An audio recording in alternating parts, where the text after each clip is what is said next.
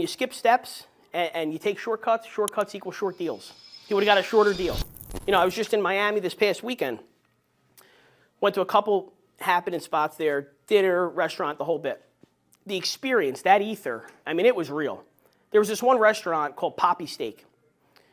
They have a $1,000 steak on the menu. Now with it comes a presentation. They bring it out with a briefcase, smoke's coming out, all the employees come out, music, a certain song plays so you know somebody's buying the steak.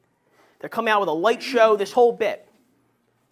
The steak's not worth $1,000, but the experience is what they were paying for. And just like when somebody's buying a car in a showroom on a Saturday, you can feel that energy. I heard the song once, and then I heard it again, and then I heard it again, and then I heard it again. And it was becoming contagious.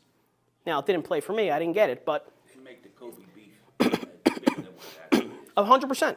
Yeah. 100%. And you know what's funny about it? I was watching the server. All week I've been calling him the salesperson. It's a Freudian slip. But I was watching the server, and he took me through the sales process. It was amazing to see. He met me, and first he built trust, right? Instincts build trust. Personality builds rapport. You can't build rapport without building trust. If you build rapport first without trust, you come off as a slippery salesperson. They view your salesmanship through a negative lens. But he built trust. He was gracious. Thank you so much for coming in. Pulled out the chair. Very soft-spoken, very inviting, right? Then he started to build rapport. Where are you from? I'm from Philly. I have family in Philly. I have friends, blah, blah, blah. Then he did something interesting. He baked in the exclusivity factor.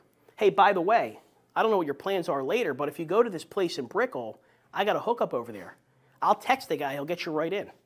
Helped build rapport as well, helped create an exclusivity factor that only I am going to get this deal, right?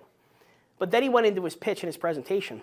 And ironically enough, his suggestion, his favorite item on the menu under every section was the most expensive one. Now, somebody who's, you know, I would say highly trained in this environment, I'm on my toes. I'm prepared for this. I'm fascinated because I'm watching it take place because the sales process takes place everywhere. It takes place when we're trying to meet a person we want to take out on a date. It exists everywhere.